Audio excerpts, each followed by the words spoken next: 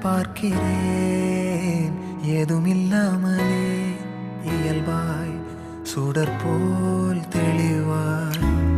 நானே இல்லாத ஆழத்தில் நான் வாழ்கிறேன்